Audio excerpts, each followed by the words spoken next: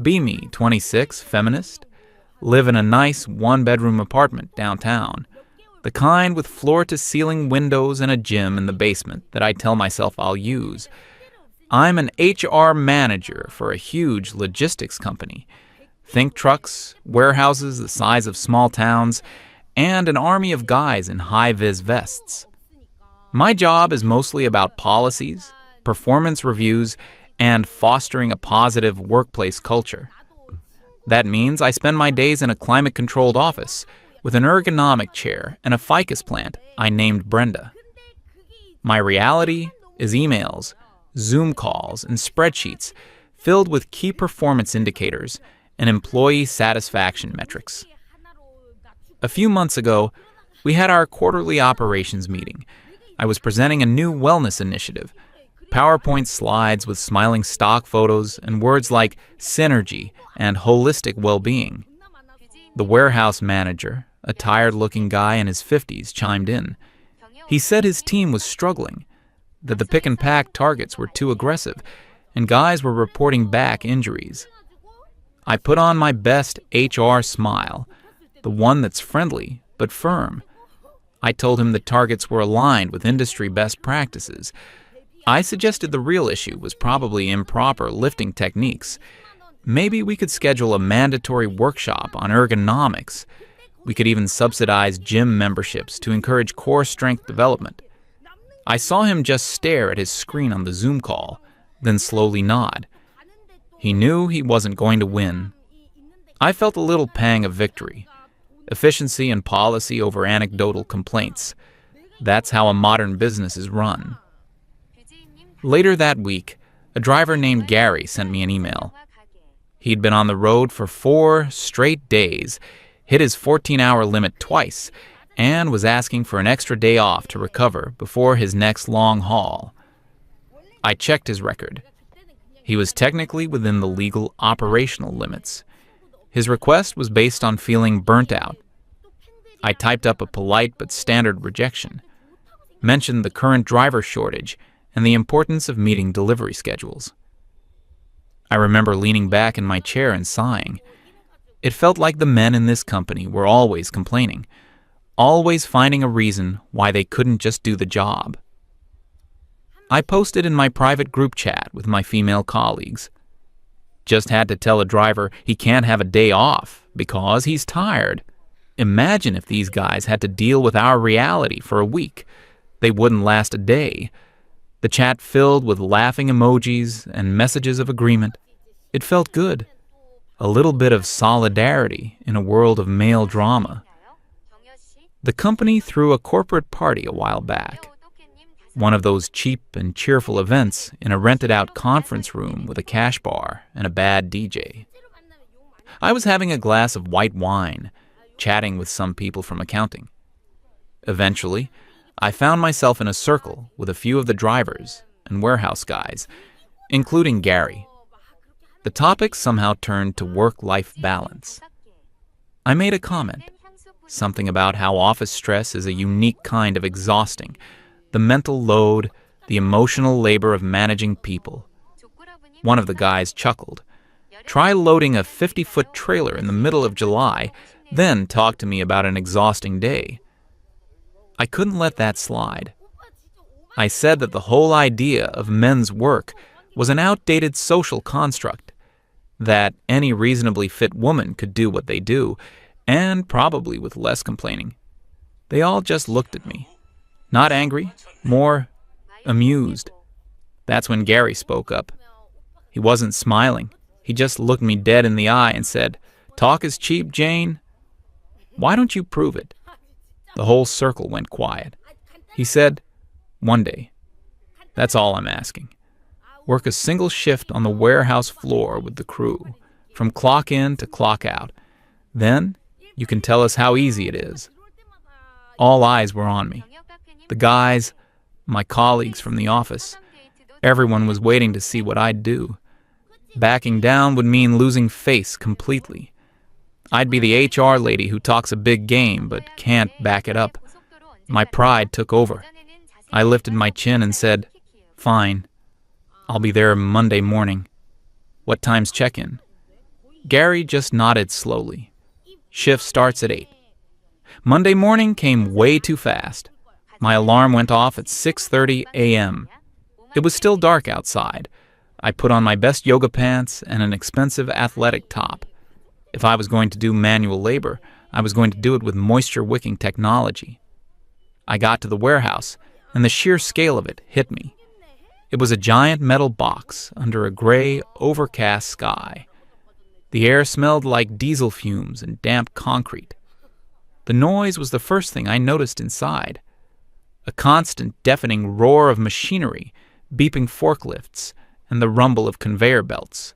The shift supervisor gave me a high-vis vest and a pair of steel-toed boots that felt like they were made of lead. They were scuffed and worn. I wondered how many people had worn them before me. He also handed me a scanner gun and a pair of work gloves. My station was on the inbound receiving line. A massive conveyor belt brought in a steady stream of boxes from newly arrived trucks. My job was simple: grab a box, scan the barcode, and stack it on the correct pallet based on the code that popped up on my scanner's screen. The boxes weren't huge, but they were dense. Books, machine parts, canned goods. Most were between 20 and 30 pounds. For the first half hour, it was almost fun, a novelty. I was moving, I was active, I was proving my point. I smiled at the guys working next to me. "Not so bad," I shouted over the noise. They just grunted in response, never breaking their rhythm. Grab, scan, stack, grab, scan, stack. A human machine. By the 1 hour mark, the novelty was gone. My arms were starting to feel heavy. A dull ache was setting up shop between my shoulder blades. The athletic top was a mistake. I was sweating, but the warehouse was cold and drafty. The boxes just kept coming, an endless river of brown cardboard. I tried to keep up with the pace of the men on either side of me. They moved with an economy of motion I couldn't replicate. No wasted steps, no hesitation. Their bodies were just programmed for this. Mine was not. 2 hours in, the pain started. Not just an ache, but a sharp burning sensation in my lower back every time I bent over. My hands, even through the gloves, were raw. The rough edges of the cardboard were like sandpaper. My legs started to feel shaky. I looked at the clock on the wall. 10:15 a.m. I had almost 8 hours left. A wave of panic washed over me. There was no way I could do this for 8 more hours. But I couldn't quit. I absolutely could not quit. I would never hear the end of it. So I just put my head down and kept moving. Grab, scan, stack. Lunch break was at noon. A bell blared, and the entire warehouse seemed to power down in an instant. The sudden silence was jarring. I followed the stream of workers to the break room. I collapsed onto a plastic chair. My hands were shaking so much I could barely unwrap my sandwich. I looked down at my palms. Even with the gloves, they were red and puffy, with the beginnings of blisters forming. The men around me were eating quickly, methodically. They weren't laughing or chatting. Most were just staring at their phones or off into space, conserving energy. No one looked at me. I was an outsider, a tourist in their world of exhaustion. I managed to eat half my sandwich before the bell blared again, signaling the end of the break. Getting up from that chair was one of the hardest things I've ever done. Every muscle in my body screamed in protest. The afternoon was a blur of pain. The fatigue was like a physical weight on my body. My brain felt foggy. I started making mistakes. I put a box on the wrong pallet. The line supervisor had to come over and yell at me over the noise of the machines to fix it. His face wasn't angry, just exasperated. I felt my cheeks burn with shame. I was slowing everyone down. I was the problem. The boxes seemed to be getting heavier. My grip was failing. I almost dropped one and had to awkwardly hug it to my chest to save it. My confident smile from the morning felt like a memory from another lifetime. All I could think about was the clock. Watching the second hand tick by felt like physical torture. Around 3 p.m. it happened. I reached for a particularly awkward box. My muscles screamed, and my grip just gave out.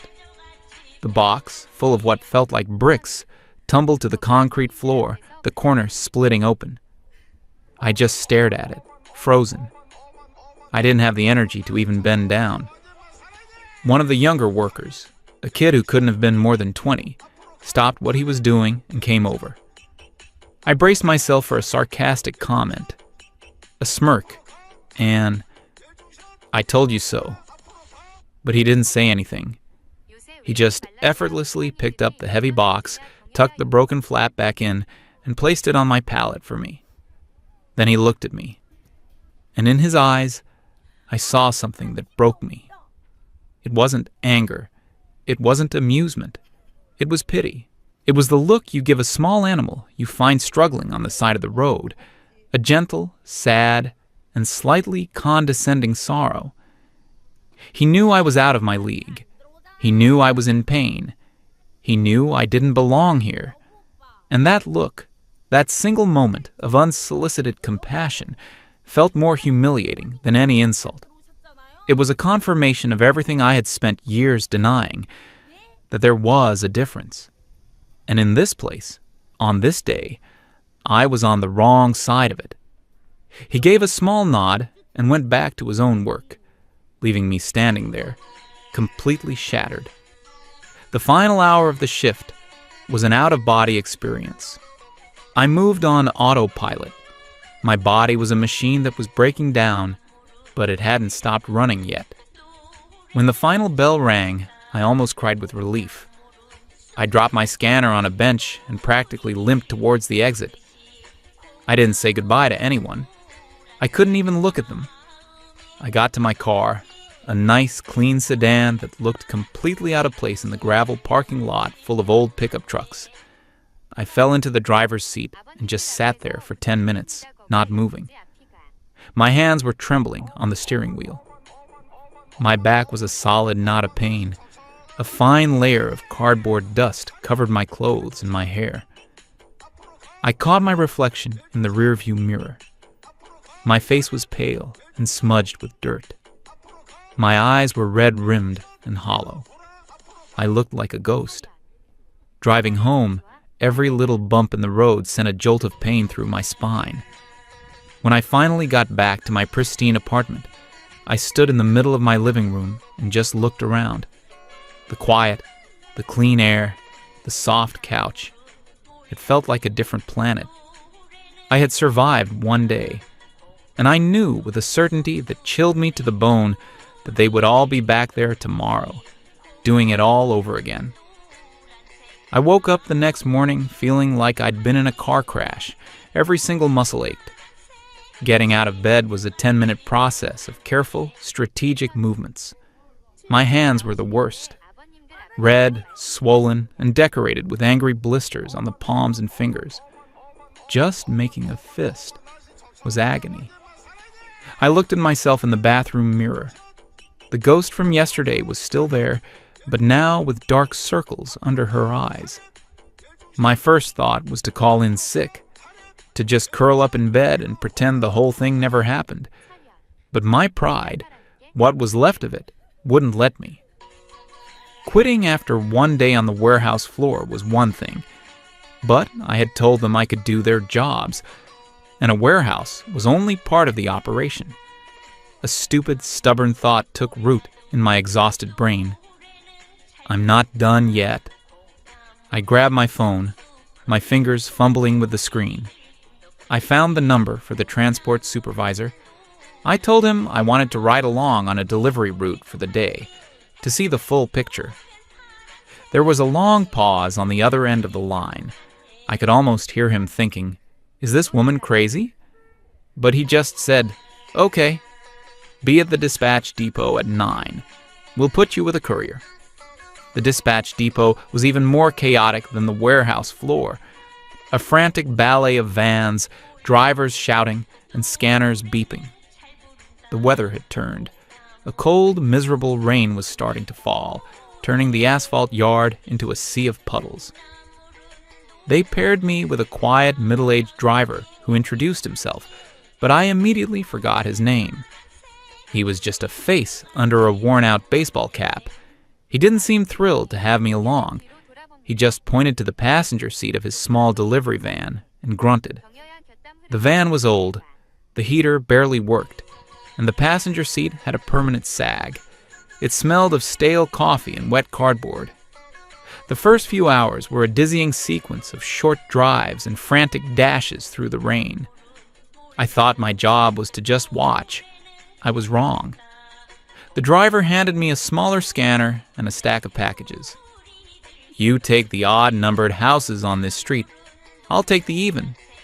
So I spent the morning running from the van to people's doorsteps, trying to shield packages from the rain, my aching body protesting every step. My nice yoga pants were soaked through in minutes. The cold seeped into my bones. Navigating the city from the perspective of a delivery driver was a nightmare. Endless traffic, no parking, one-way streets that the GPS didn't seem to know about. We had to double park constantly, earning us angry honks and shouted curses from other drivers. Every stop was a race against the clock. Find the address, find the package in the back of the van, run to the door, get a signature if needed, and run back. There was no time to rest, no time to think, just constant stressful motion. By lunchtime, we were already behind schedule. We ate greasy burgers in the van, parked in a loading zone, the rain hammering on the roof. The driver barely spoke. He just ate his food and stared out the windshield with a look of profound resignation. I realized this wasn't a bad day for him. This was just a day. The afternoon brought the moment I wouldn't forget. We were running about 20 minutes late for a delivery in a nice suburban neighborhood. The delay was because of an accident that had shut down a major road. Not our fault, but the customer doesn't care about that. I was the one who had to take the package to the door. It was a large, awkward box containing some kind of kitchen appliance. I trudged up the long, pristine driveway, the rain plastering my hair to my face. I was shivering. A woman in her 40s, wearing expensive-looking athleisure wear, opened the door before I could even ring the bell. She didn't say hello. She just launched into a tirade. How she'd been waiting all day. How her entire schedule was ruined because of our incompetence. How she was going to call customer service and file a formal complaint. I stood there on her porch, soaking wet, cold, and exhausted, holding her heavy package, while she yelled at me. I tried to explain about the accident, but she just talked over me. I don't want to hear your excuses. Just give me my package. I handed it to her. She snatched it out of my hands and slammed the door in my face. No thank you, no tip, just pure, unadulterated rage. I walked back to the van in a daze. As I climbed back into the passenger seat, a memory hit me so hard it felt like a physical blow. I remembered sitting in a meeting just a few months prior, looking at a report on customer complaints. I had made a comment to a colleague. Some of these courier complaints are so dramatic. It's just a late package, not the end of the world. I had laughed. Sitting there in that cold, damp van, I wasn't laughing anymore. By the time we finished the route, it was dark. My whole body felt like one giant bruise. But the stubbornness wasn't gone. It had morphed into something else. A strange, masochistic need to see it all the way through. When I got home, I didn't even shower. I called the warehouse supervisor. I told him I wanted to work the night shift, sorter. He was clearly shocked. Jane, are you sure? That's a 12-hour shift, from 10 p.m. to 10 a.m. I told him I was sure. I think he was too stunned to argue. Showing up at the warehouse at 10 p.m. was a surreal experience. The same place, but it felt different, more intense. The night crew was a different breed, quieter, more haggard-looking. You could see the permanent fatigue etched into their faces. The noise was the same, but in the dark, it felt more oppressive. The bright fluorescent lights seemed to hum with a frantic, sleepless energy. My job was on the main sorting line, a massive, high-speed conveyor belt that carried thousands of packages. My task was to read the destination code on each package as it flew by, grab it, and toss it into the correct massive bin behind me. The speed was insane. There was no time to pause. The packages never stopped coming. One every 2 or 3 seconds. Miss one, and it screws up the whole system. The first couple of hours were manageable. My body was screaming, but the adrenaline and the sheer focus required kept me going. But around 1 a.m., the exhaustion hit me like a tidal wave. The air in the warehouse was freezing cold. I couldn't stop shivering. My eyes started to burn from staring at the endless stream of packages under the harsh lights. My hands, already blistered, were now being scraped and cut by the edges of the cardboard boxes. I stopped feeling the pain and just registered a dull, constant throbbing. Around 3:30 a.m., I started to lose it. My vision was blurring. My reaction time slowed. I missed a package, then another.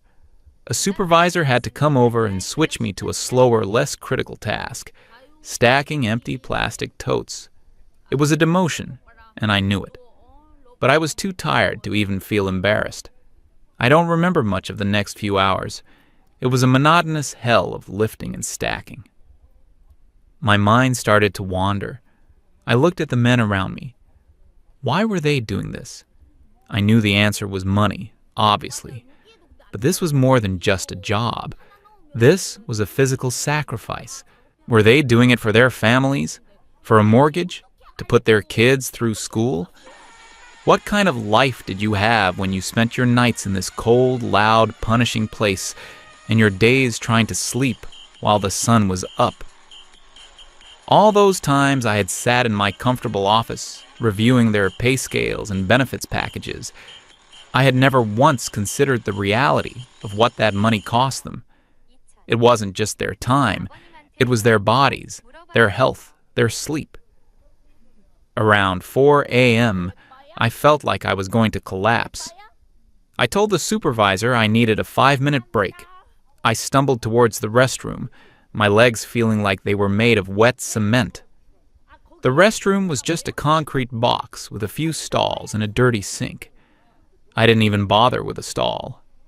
I just slid down the wall and sat on an overturned bucket in the corner, putting my head in my hands. I was trying not to cry. I was just trying to breathe. The door opened, and one of the other workers came in. It was Jeffrey, a guy who looked to be in his late 40s, with deep lines of exhaustion around his eyes. He saw me huddled in the corner. I expected him to ignore me, or maybe even laugh. He just walked over to the vending machine, fed in a few crumpled bills, and got a can of some cheap, high-caffeine energy drink. He walked over and held it out to me. I looked up, confused. He gave me a small, tired smile. "Here," he said, his voice raspy. "Don't worry about it. You're not the first person from corporate to think this is easy." He sat down on another bucket near me and let out a long sigh. "We get tired too," he said, looking at the concrete floor. "We just got used to the fact that nobody's really listening." He didn't say it like a complaint. He wasn't asking for my sympathy. He said it like a simple statement of fact, like saying the sky is blue or the floor is concrete. It was the truth of his world, and for the first time, I heard it. I really, truly heard it. I got back to the office the next day, or rather, the same day, after a few hours of what couldn't be called sleep. I showered, put on my professional office clothes, and tried to cover the dark circles with concealer. Walking through the office felt like stepping into another dimension. The quiet hum of the HVAC system, the smell of coffee, the soft carpet under my feet. My hands were so sore I could barely type. My back was a solid wall of pain. In the hallway, on my way to get coffee, I ran into them. It was Gary, the driver from the party, and a couple of the other guys from the warehouse crew. They were there to pick up some paperwork. They stopped when they saw me. They all looked at me, their expressions a mixture of curiosity and expectation. I could see they were waiting for the punchline, waiting for me to make a joke, to admit defeat, to say something sarcastic about my little adventure. I opened my mouth. The old me, the me from 4 days ago, had a dozen snappy comebacks ready, but they wouldn't come out. I looked at their faces. Then I looked down at my own hands, at the raw, blistered skin peeking out from under my cuffs. I looked back at them. My voice was quiet, barely a whisper. "Thank you," I said. "Thank you for what you do." I walked past them without another word, heading for my office. I could feel their eyes on my back. I heard one of them mutter, "What was that about?" I didn't look back, but in the stunned silence I left behind, I knew something had fundamentally changed. Not just for them, for me.